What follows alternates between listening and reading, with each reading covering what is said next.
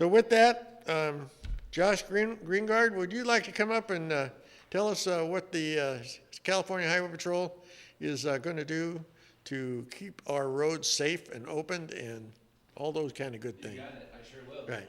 Thank you. Thank you.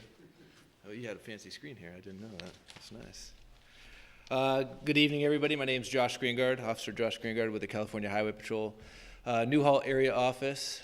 Some people don't know the actual jurisdictions of our area, so I'm going to go over our area jurisdictions right now.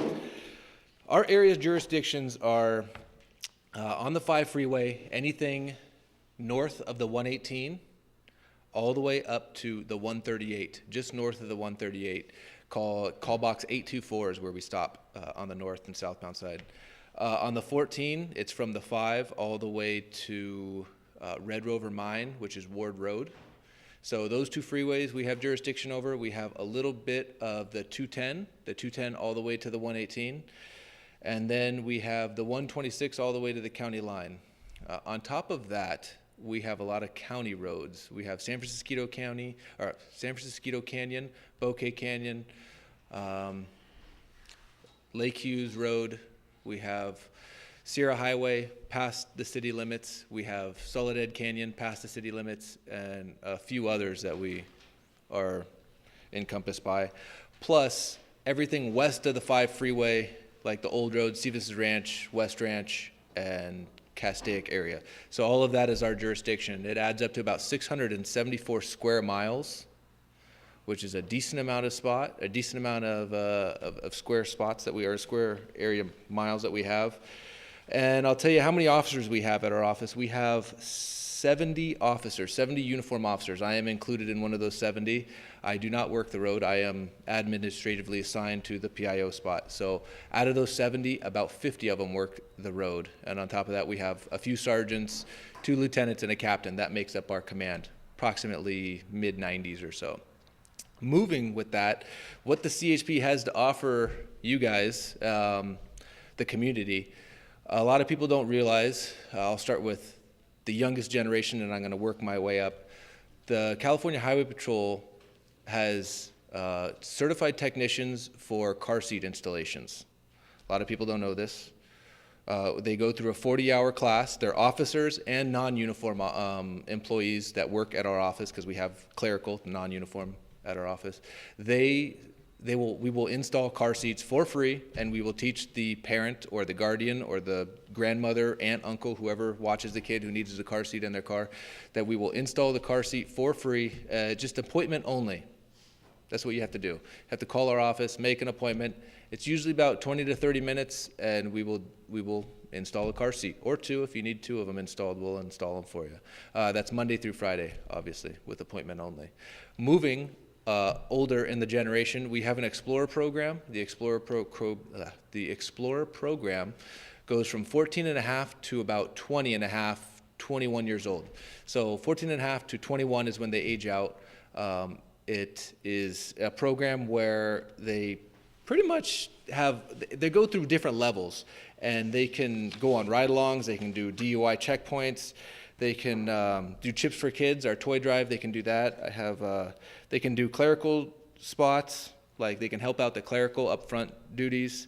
They get medical trained, they get fitness training, they get fundraiser organization, and they learn all about traffic control and ride-along. So they can go on that.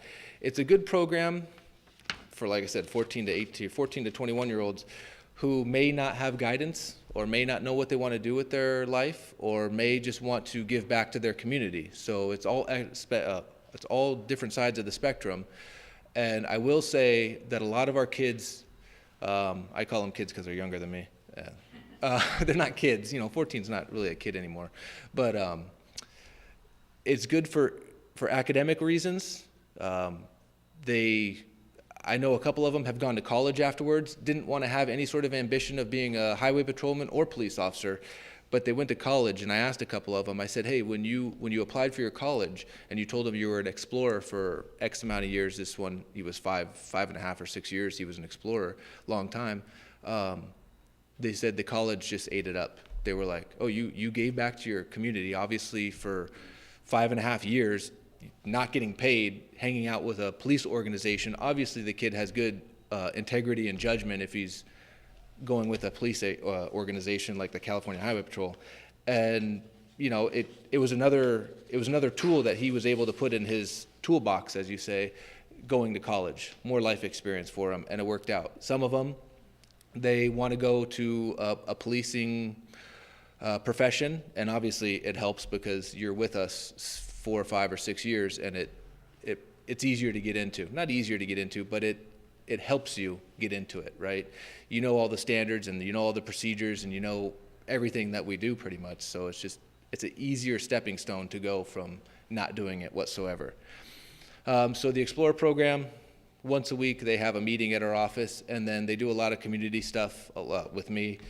Not tonight, because this isn't some sort of Explorer thing, but they would do a lot of stuff like that. And then moving to our last program, we have a senior volunteer program. It's for 55 and older men and women, and it's pretty much kind of like an Explorer program, but they have a little bit more boundaries. They can go drive the patrol cars on their own. They go to school patrols. They can man hard closures. Hard closures are closures that have cones and signs saying road closed, and they don't need to have any sort of directing traffic. They can man those closures, like in case of fires or floods or roadways burnt out or washed away. And they do those. They do school patrols, make sure everyone's minding their own, their stuff on the schools, on drop off and pick up and stuff like that. I'm going to read what the guidelines are, the requirements. Has to be 55 years or older. Undergo a background investigation. That's the same with the Explorers. They have to have a background investigation. One of us will do it. No felony convictions. Good moral character. Be available for volunteering during office hours, so 8 to 5. Be willing to perform various duties as assigned. That's a catch-all. That means road patrol, not road patrol, but school patrol and hard closures and stuff like that. And then like when the marathons come through, we obviously have to do roving patrol for those, and we follow them. So stuff like that. And to be able to work with minimal supervision, but that's every job requirement. So I don't know. Everybody wants minimal supervision. But it's an awesome program that we also offer. Not just the Newhall office, but everywhere in California. So these programs are not just specific to the Newhall area. I want to let everybody know now. It's through California. You live in San Diego, you have an aunt, uncle who lives in Wairika, California. All of these programs are available to them. Now, moving on from the programs that we have to, I guess, the good stuff, or sometimes the bad stuff. I don't know what it is with different people. I wanted to talk to you a little bit about distracted driving. I do have pamphlets that I will give to you guys, and you can pass out. I can give everyone here one. I have a few of them, and then you can pass them out if you get requests, because I know this is going to be YouTubeized. Yeah, one of those. Okay. But I know this generation is not the issue with distracted driving, but everyone is guilty of it one way or another sometimes. You're on your cell phone. Well, you're not driving. It's okay. You're just listening to me talk. But everybody is distracted while driving. There's so much stuff in your vehicle, and then the cell phones, everyone's glued to them. Like I said, not so much the 35 and 40-year-old and upper echelon of the age group. It's more of the 16 and 18 and 20-year-olds that are just glued to their cell phones. But like I said, it's everybody. And I have a couple of statistics that I'll talk about, and it's astounding because you don't realize how fast you're driving, like feet per second. 65 miles an hour. You're like, oh, it's just 65 miles an hour. In new cars, it doesn't feel that fast, right? Anything that's 20 years or newer, 65 really doesn't feel that fast. But 65 miles an hour, every second you're traveling 90 feet per second. So in 3 seconds, you just went pretty much a football field. And if you're looking down at your phone, that's a football field blindfolded. I know I probably wouldn't walk to that door blindfolded right now, and that's 40, 50 feet away, because I'm going to run into like 3 different things. So I don't think anybody would want to drive blindfolded. So that's just one of the statistics. And then, on top of the $162 minimum fine it is, for a cell phone ticket. It's not cheap. Not a point on your record yet, but California is trying to make it a law. There's another statistic that's even worse. So in 2015, distracted driving collisions, these are the ones that people are claiming that they were distracted driving, because who really would tell an officer that they were distracted driving? These are the ones that we were able to either figure out or the witnesses saw them on their phone. But distracted driving, 2015, 391,000 people were injured in distracted driving collisions. That's statewide, but that's a big number, 391,000, right? The California Highway Patrol yearly takes about 250 to 300,000 crashes, just our agency. That doesn't include LAPD and the sheriffs and the Culver City PD and whatever police department that's out there. There's hundreds of them just in California. So 391,000 people were injured, and they say that 3,400, just over 3,400, were injured in those crashes, distracted driving crashes. So I want to tell you guys, obviously don't be on your cell phones, but just be cognizant of when you're driving, because you never know what everybody else is doing. So always drive defensively, because you don't want to fall into one of those statistics. Everyone says that they're not going to fall into it, but then obviously someone does, right?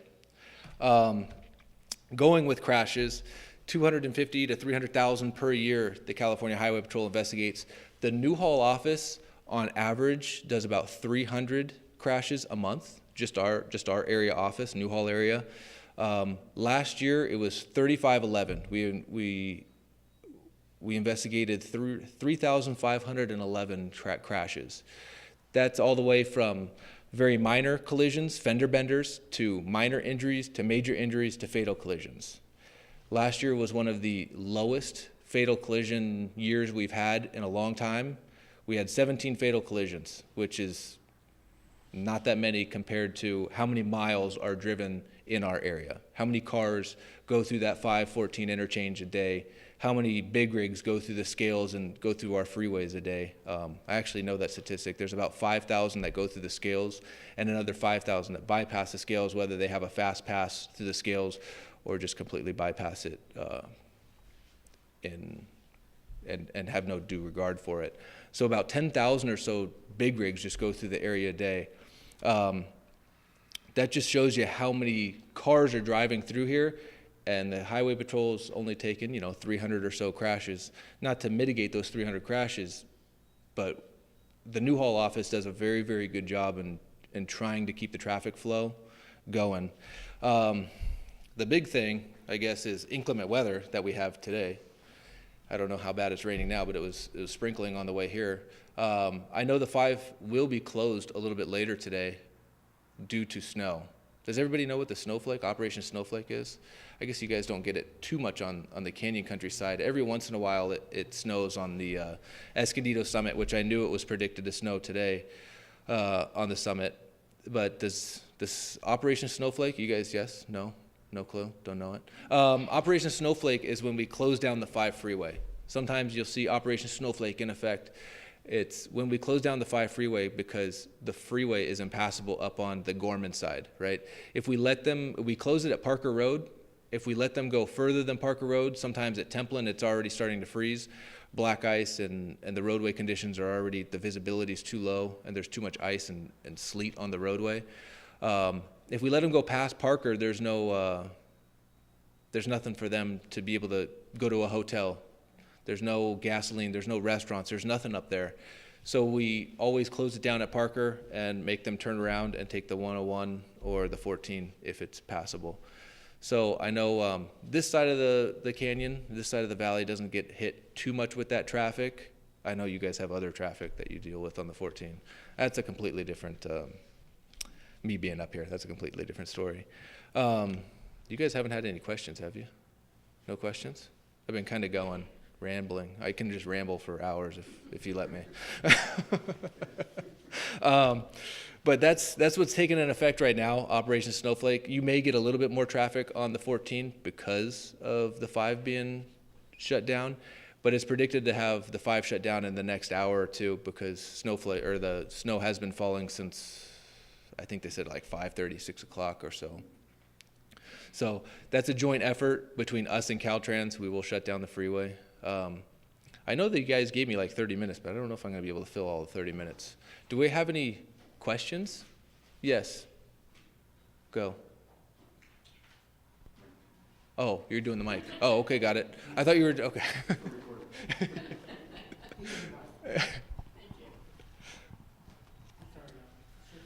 Have you talked to Patty Robinson at COC about the Explorer program? They're really big into civic engagement now and wanting to get their students involved in various and sundry things. And they would be 18-year-olds, which would be just a couple of years for them. Yeah. I have not talked to Patty Robinson. I will let the Explorer advisors know to go over to COC. I know I've talked to a couple of people over at the College of the Canyons. I want to say in the AOC, Academy of the Canyons. Mm-hmm. I've talked to, I don't remember the guy who runs the name of the guy who runs that organization over there. That's through the Hart School District. Yeah, okay. So there's another. Yeah, I've talked to him. I know it's over at COC. It's not really COC, but I've talked to him a couple of times, but I have not talked to actual COC. So I will. Thank you. I will go over there in the next week or so. I will send you her email Okay, address. perfect. Yeah. And do you go out to high schools and chat with them, or even junior highs? I do go out to junior highs and high schools. I go out to, we have what's called a Start Smart program that I present, I guess.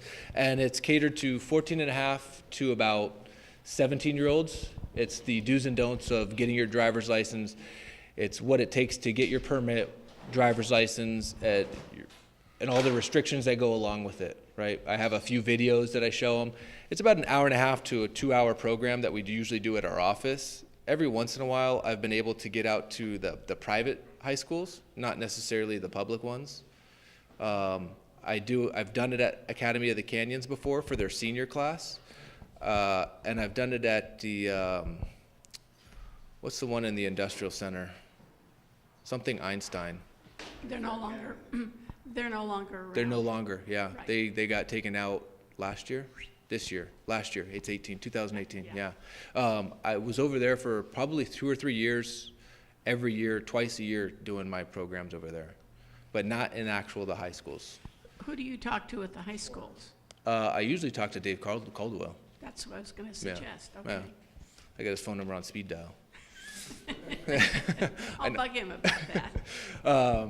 But any other questions that I have? Go.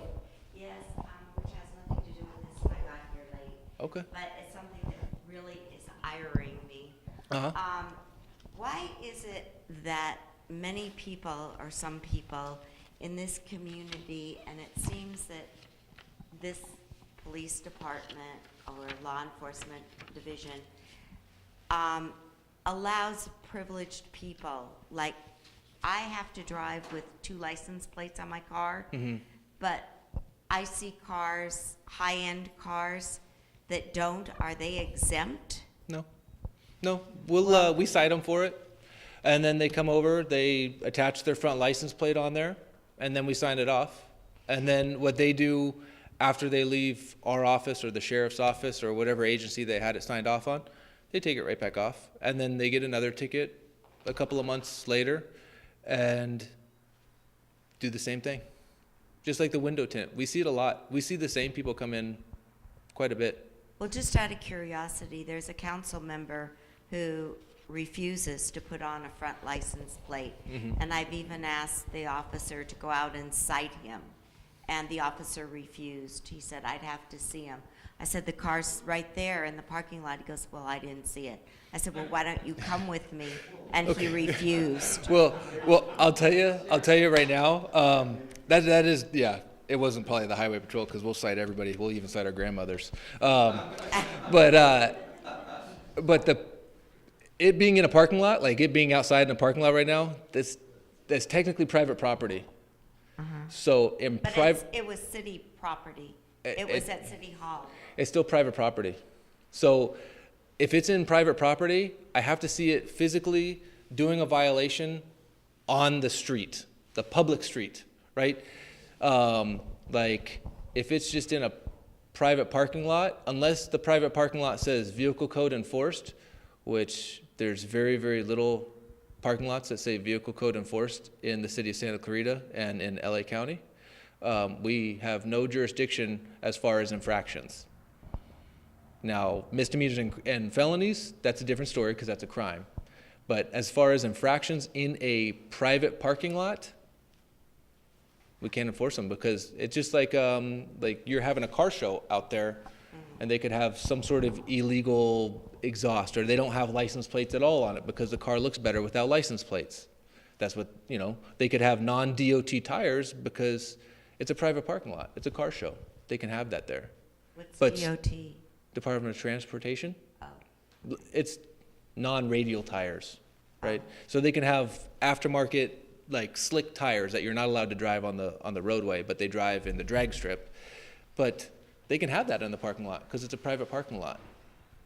So if the officer, even though he says he saw it or didn't see it, if he didn't see it on the roadway driving, then he can't enforce the no front plate because it's a private How parking many lot. infractions are you allowed to have before there's some sort of? 0. You're allowed to have 0 infractions on your car. I mean, and you're subject to get a ticket. Josh, Yes, sir. how many units do you have on the road per shift? So we just went to the 8-hour shift to get a maximum deployment for the community. So on average, like I said, we have about 50 officers that work the road. If they're on 8-hour shifts, our shifts, I'm going to tell you all of our secrets. Our shifts start at, I want to say AWatch starts at 5 o'clock in the morning, and they go till 1:30. That's 8 hours, right? 5. Yeah, right? That's 8 hours, 8.5 hours technically. So they work from 5 to 1:30, and then B-Watch, which is the afternoon shift, comes on. They come on at technically 1 o'clock, and they go till 9:30, and then the afternoon shift comes on, or the graveyard shift comes on at 9 to 5 in the morning. There's a couple of overlap people that will fill in between those times. Well, they'll come in half an hour beforehand to make sure that the calls are covered in between all of us going back to the office and the next shift coming out. AWatch usually runs with between 6 and 8, sometimes 9. B-Watch usually runs between 7 and 10. And the graveyard shift, which the graveyard shift is doubled up, so it's 2 man per car. That's per policy and for safety. We usually have between 3 and 4. So that's 6 to 8 guys that are working the graveyard shift, but they have to be doubled up, so it's 3 or 4 vehicles. So I was just wondering because maximum speed on the 14 is increased to 75 miles an hour. oh, If- it's if faster we're not- than if we're that. not- Well, yeah, I know. Well, that's if I don't get blown off, well, kind of get blown off the road at 75. It's faster than that, I'll tell you. It really is. I did probably, so I didn't tell you about my career. I did 2 years in West LA. When I got stationed out of the academy, I did 2 years in West LA, and then we started, the Highway Patrol had a hiring freeze. They were about to have a hiring freeze, and I talked to a couple of the senior guys, and I said, what happens during a hiring freeze? I only had 2 years on, and they're like, oh, you can't transfer if there's a hiring freeze because you need people to backfill your spot. And I said, well, how long was the last hiring freeze? And they're like, oh, it was like 7 or 8 years. And I said, oh, heck no. I'm not getting stuck in West LA, even though I loved West LA. I loved working the 405 and the 105 and the 10 freeway. I mean, amazing places to work. But I didn't want to commute. I live up here. I'll tell you, I live in Valencia. I was born and raised right down the street, right next to him. Yeah, I was born and raised in here. I was born and raised down Placerity Canyon. So I wanted to come back to Newhall. So I transferred here in 2010. And I've stayed here ever since. I worked the road patrol, I worked graveyards for almost 8 years before I came inside as this position. So I know how fast people go on the 14 freeway. I've caught people in well excess of 3 digits, right? Numerous times. Well, at nighttime, there's not that many people there, so they think they can get away with it. But there's still CHP officers that are willing to chase taillights, and that's what we do sometimes at nighttime. So I think he had his hand up first, and he's got a mic. I'm sorry.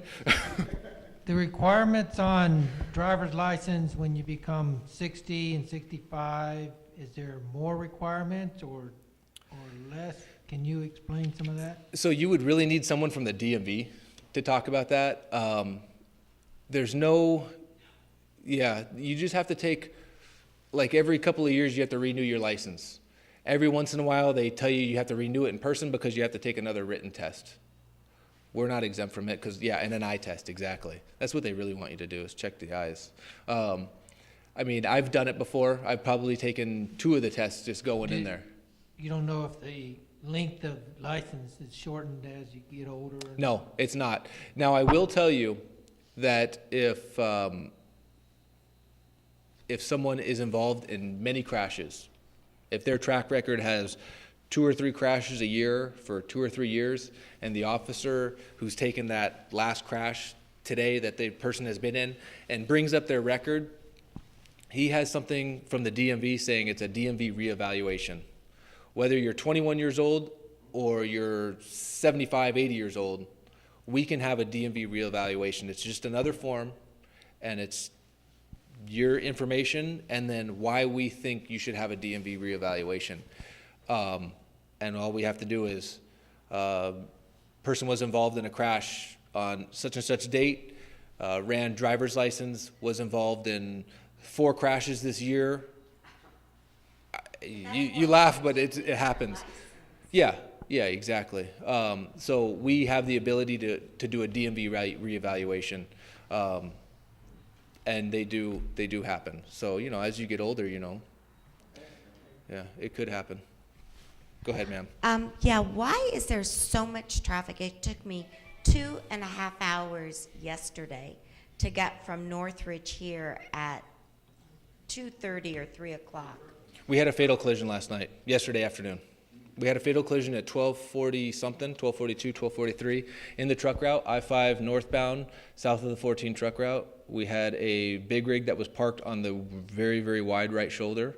We had a black sedan Mercedes that rear-ended that big rig. Drugs were suspected to be an associated factor in that crash, but it was a female driver and she rear-ended it, the big rig at X amount of. She was probably on her phone. At an X amount of speed. No, I think she was, like I said, I think drugs were a factor in it, and we shut down the truck route. When we shut down the truck route to do that kind of investigation, it puts all the trucks on the main portion. What I say the main portion is just the regular roadway, the regular freeway, and it adds congestion. So that's why you had a little bit of a backup yesterday. 2.5 hours. Yeah. Yeah.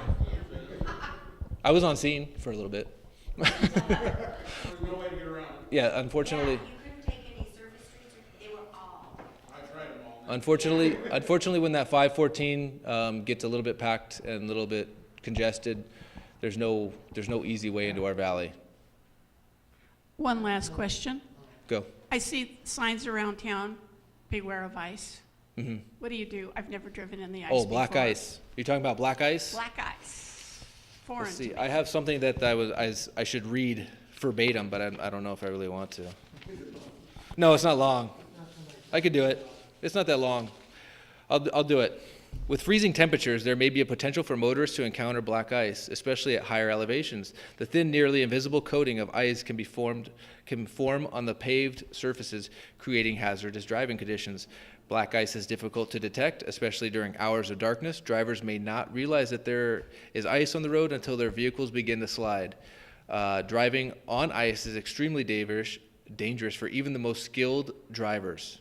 It possesses unique challenges and risks. If you find yourself driving on ice and begin to slide, remain calm, take your foot off the accelerator, and do not hit the brakes or make any sudden movements with the steering wheel. If conditions are too dangerous to continue, drivers are encouraged to find a safe location to park their vehicle. Do not stop on the roadway, including the shoulder. The shoulder of the road can be extremely dangerous. I want to say last week we had a really, really cold front come through. Monday, Tuesday, Wednesday, we had to shut down the old road at Weldon Canyon, Weldon Canyon is right next to that church or just south of Cowgrove on the old road. We had reports of black ice right underneath the canyon. And it doesn't get much sun. Throughout the whole day, it doesn't get much sun right there. And that's just, the geography of the location. And we had to shut it down from like 4-ish in the morning till about 9 or so in the morning. And that's really all we can do. And I know it hampers people's ability to drive and to and from locations, but that's the reason why we shut down the Grapevine sometimes, because it's impassable, right? We shut down some roadways because they're dangerous and we don't want people to crash on them, right? Our sole job is not to shut the roadway down and create gridlock. We want to keep the roadways open and we want to keep traffic flowing, but for the good of the people, we will shut down roadways for safety, right? I saw you just looking at your clock. We can go anytime. I don't care. Josh, one of the things I've noticed, well, I ran for city council a couple of years ago, and I went out in the morning sign waving. And one of the things that I noticed, about every 2 days I saw a car with no headlights on at night. And I would assume that it's attributable to almost all the new cars have automatic headlights to go on. I would assume that maybe someone's switch got changed when they were in a car wash, or You nailed it right there. or even that their emergency brake was inoperative, and their lights don't come on. Are you seeing that as a problem? We see, working graveyards and working just driving around town, I see people without their driver or without their headlights on a lot. Part of it is because how well lit most of the city is. People don't realize that their headlights are on. And then some people with the new driving, the daytime driving lights are so bright, some people think they just have really bad headlights. So a lot of officers will tell you they stop it all the time. Why do they stop it? They don't really necessarily want to write them a ticket because it's a moving violation and it's a very, very expensive ticket. That is a very expensive ticket on top of a moving violation. They stop them to see, it's one of the signs for impairment. I'm going to stop a vehicle that's driving in the middle of the night because they didn't turn on their headlights. I think maybe they're either under the influence of drugs or alcohol. And if they're not, then the officer what I would do is tell them, turn on their headlights and go on their merry way. I necessarily wouldn't write that ticket because well lit and everything like that.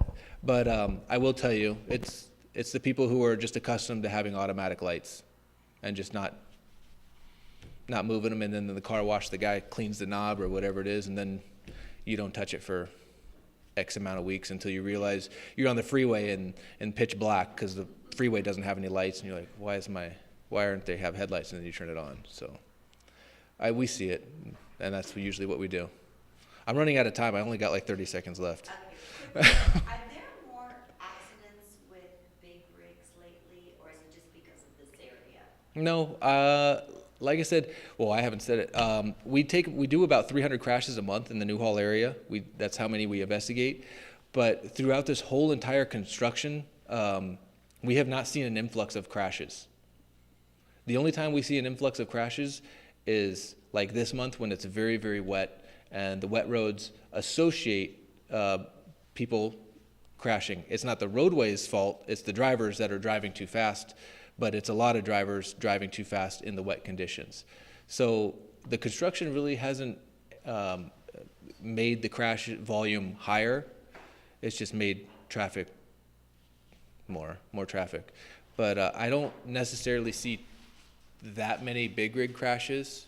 The fatal collision yesterday, the guy didn't do anything wrong. He was on the right shoulder, sitting there doing whatever he had to do, completely off the roadway. The lady failed to negotiate the turn. There was another one last week on the 5 that we put up towards Castaic. Yeah, every once in a while they are. Most times, sometimes they're bad, but most times it's just property damage only. It's just when you're talking about when it was raining really bad last Thursday. Yeah, right at the scales. It was jackknife on the 5. Yeah, well, that's because he was driving too quick in the rain. That's just how it is. But we haven't seen an influx of them, no.